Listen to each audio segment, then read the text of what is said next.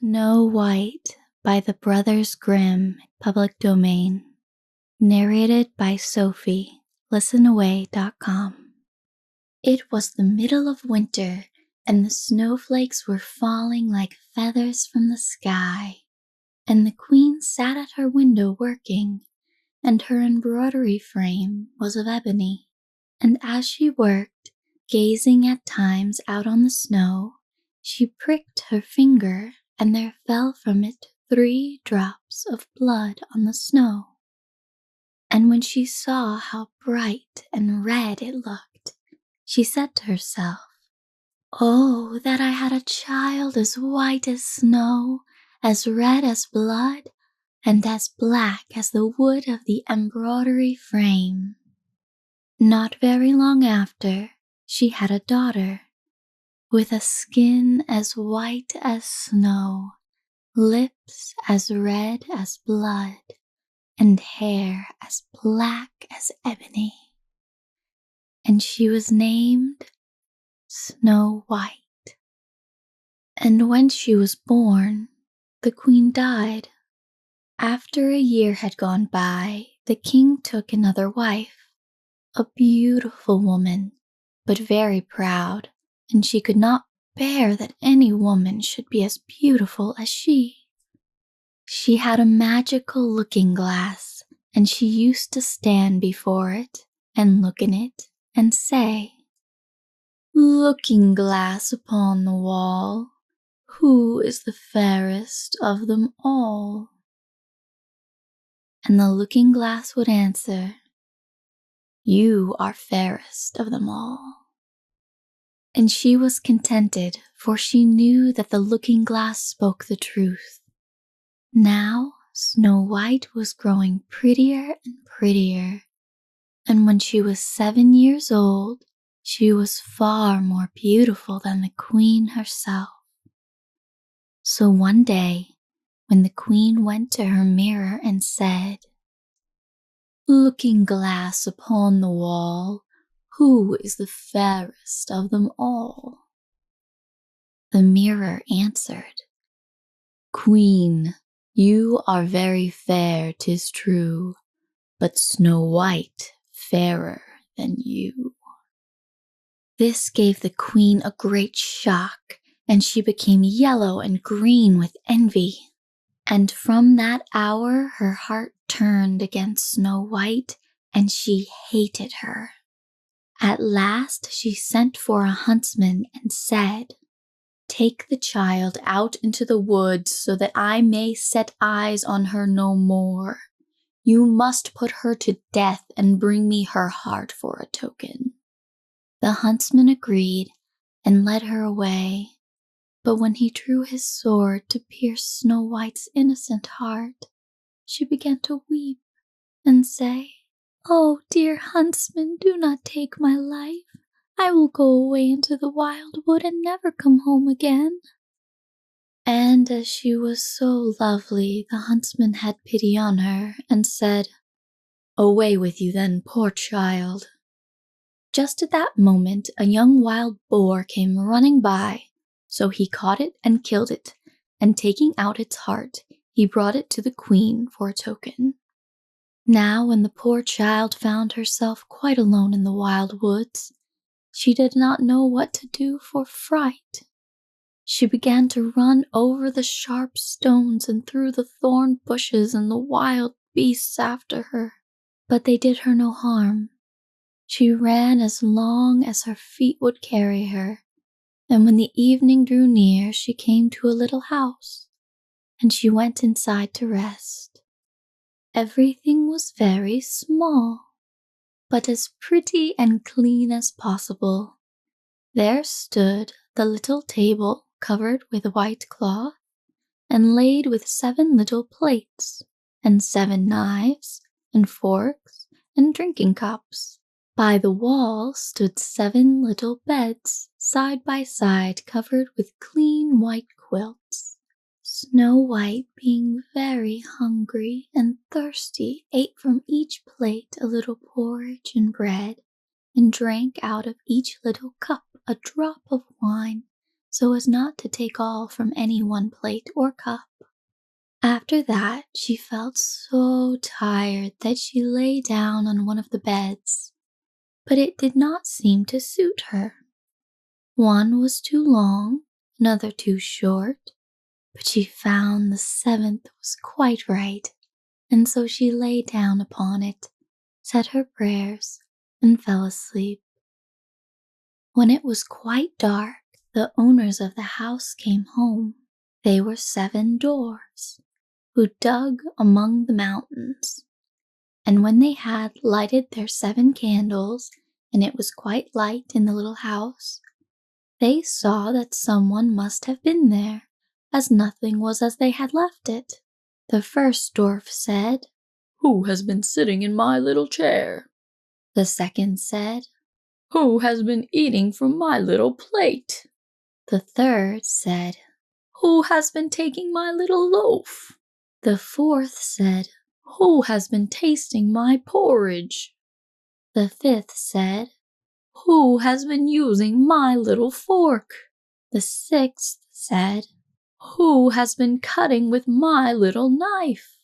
The seventh said, "Who has been drinking from my little cup?" Then the first one, looking around, saw a hollow in his bed and cried, "Who has been laying in my bed?" And the others came running and cried, "Someone has been on our beds too." But when the seventh looked at his bed, he saw little Snow White lying there asleep. Then he told the others, who came running up and holding their 7 little candles to throw a light upon Snow White. "Oh goodness! Oh gracious!" they cried. "What beautiful child is this?" And were so full of joy to see her that they did not want to wake her, but let her sleep on. And the 7 dwarfs slept an hour at a time with each of the others until the night had passed.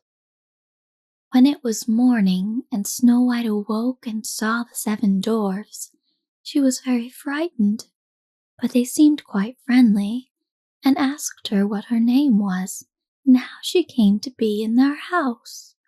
She told them. Then the dwarf said, "If you keep our house for us, and cook and wash and make the beds, and sew and knit and keep everything tidy and clean, you may stay with us, and you shall have everything you want." "With all my heart," said Snow White, and so she stayed and kept the house in good order. In the morning the dwarfs went to the mountain to dig for gold. In the evening they came home and their supper had to be ready for them. All day long Snow White was left alone, and the good little dwarfs warned her, saying, "Beware your stepmother, she will soon know you are here. Let no one into the house." Now the queen, thinking that Snow White had been killed, felt quite sure that now she was the most beautiful in the country, and so she went to her mirror and said, "Looking glass upon the wall, who is the fairest of us all?" And the glass answered, "Queen, thou art beauty rare, but Snow White living in the glen with the 7 little men is 1,000 times more fair." Then she was very angry, for the glass always spoke truth, and she knew that the huntsman must have deceived her, and that Snow White must still be living. And she thought how she could have managed to make an end of her. At last she thought of a plan. She painted her face and dressed herself like an old peddler woman, so that no one would have known her.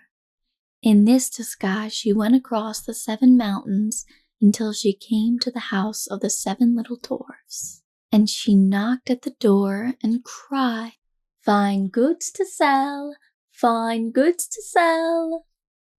Snow White peeped out of the window and cried, "Good day, good woman, what have you to sell?"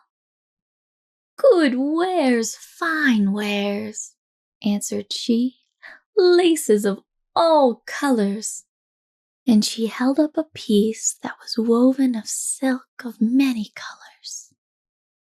I need not be afraid of letting this good woman come in, thought Snow White, and she unlocked the door and bought the pretty lace.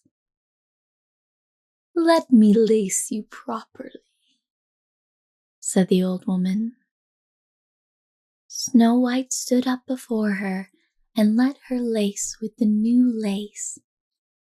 But the old woman laced so quick and tight that it took Snow White's breath away, and she fell down as if dead. Now you have done with being the fairest, said the old woman as she hastened away. Not long after that, towards evening, the 7 dwarfs came home and were terrified to see their dear Snow White lying on the ground, without life or motion. They raised her up, and when they saw how tightly she was laced, they cut the lace in two. Then she began to draw breath. When the dwarfs heard what had happened, they said, The old peddler woman was the wicked queen. You must beware of letting anyone in when we are not here.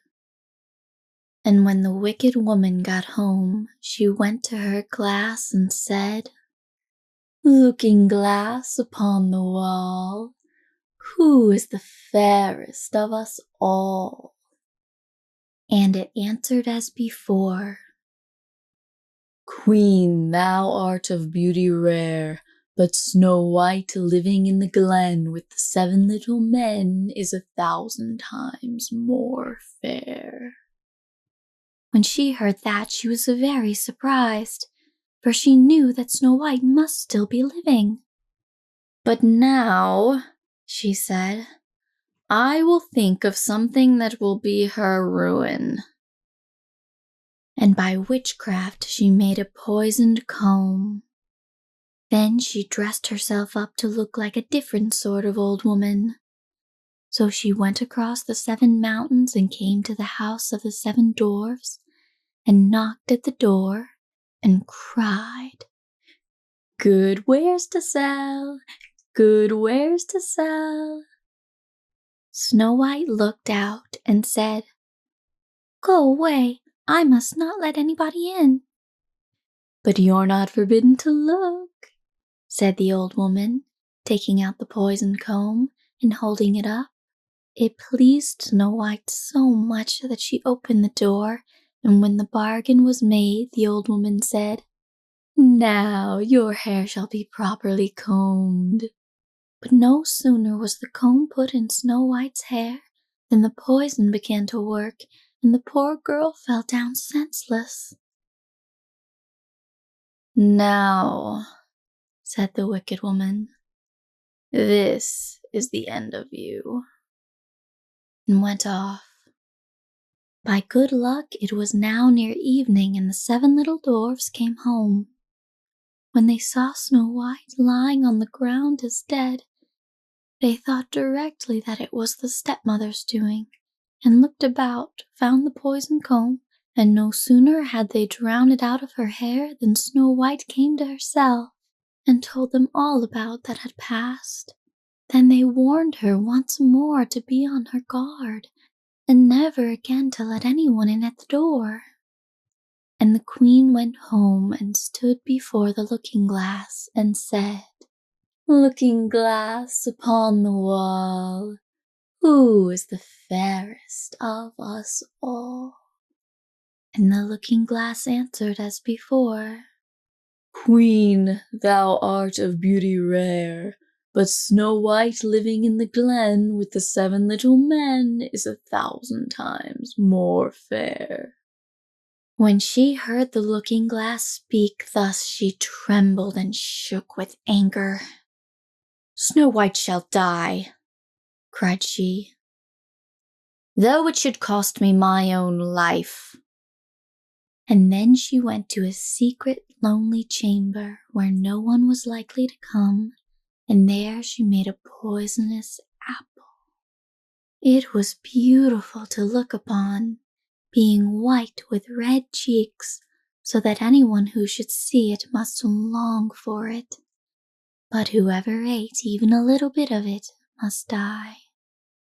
When the apple was ready, she painted her face and clothed herself like a peasant woman, and went across the 7 mountains to where the 7 dwarfs lived.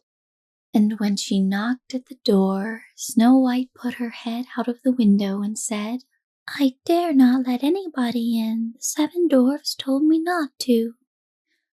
"All right," answered the woman. "I can easily get rid of my apples elsewhere. There, I will give you 1.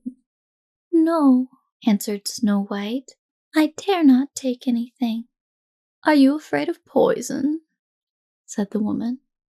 "Look, I will cut the apple in 2 pieces. You shall have the red side, I will have the white one." For the apple was so cunningly made that all the poison was in the rosy half of it. Snow White wanted the beautiful apple, and as she saw the peasant woman eating a piece of it, she stretched out her hand and took the poisoned half. But no sooner had she taken a bit of it into her mouth than she fell to the earth as dead. And the queen laughed aloud and cried, "As white as snow, as red as blood, as black as ebony. This time the dwarves will not be able to bring you to life again." And when she went home and asked the looking-glass, "Looking glass against the wall, who's the fairest of us all?" At last it answered, "You are the fairest now of all." Then her envious heart had peace, as much an envious heart can have. The dwarfs, when they came home in the evening, found Snow White lying on the ground, and there came no breath out of her mouth, and she was dead. They lifted her up, sought if anything poisonous was to be found, cut her laces, combed her hair, washed her with water and wine, but all was of no avail. The poor child was dead, and remained dead. Then they laid her on a bier, and sat all 7 of them around it, and wept and lamented 3 whole days. And then they would have buried her, but she looked still as if she were living, with her beautiful blooming cheeks. So they said, "We cannot hide her away in the black ground." And they had made a coffin of clear glass, so as to be looked into from all sides, and they laid her in it, and wrote in golden letters upon it her name, and that she was a king's daughter. Then they set the coffin out upon the mountain, and one of them always remained by it to watch. And the birds came too, and mourned for Snow White, first an owl, then a raven, lastly a dove. Now for a long while Snow White lay in the coffin, and never changed, but looked as if she were asleep, for she was still as white as snow, as red as blood, and her hair was as black as ebony. It happened, however, that one day a king's son rode through the wood and up to the dwarf's house, which was near it. He saw on the mountain the coffin, and beautiful Snow White within it. And he read what was written in golden letters upon it. Then he said to the dwarfs, "Let me have the coffin. I will give you whatever you ask for it." But the dwarfs told him that they could not part with it for all the gold in the world. But he said, "I beg you, give it to me, for I cannot live without looking upon Snow White. If you consent, I will bring to you great honor and care for you as if you were my brethren." When he spoke so, the good little dwarfs had pity upon him and gave him the coffin, and the king's son called his servants and bade them carry it away on their shoulders. Now it happened that as they were going along, they stumbled over a bush, and with the shaking, the bit of poisoned apple flew out of her throat. It was not long before she opened her eyes, threw up the covers of the coffin, and sat up, alive and well. "Oh dear, where am I?" cried she. The king's son answered, full of joy, "You are near me." And relating all that had happened, he said, "I would rather have you than anything in the world. Come with me to my father's castle, and you shall be my bride." And Snow White was kind and went with him. And their wedding was held with pomp and great splendor. But Snow White's wicked stepmother was also bidden to the feast, and when she had dressed herself in her beautiful clothes, she went to her looking-glass and said, "Looking-glass upon the wall, who is the fairest of us all?" The looking-glass answered, "O Queen, although you are of beauty rare, the young bride is 1,000 times more fair." Then she was beside herself with disappointment and anger. First she thought she would not go to the wedding, but then she felt she should have no peace until she went and saw the bride. And when she saw her, she knew her for Snow White. So Snow White married the king's son, and the wicked stepmother left the wedding so angry that she fell down in a fit and died.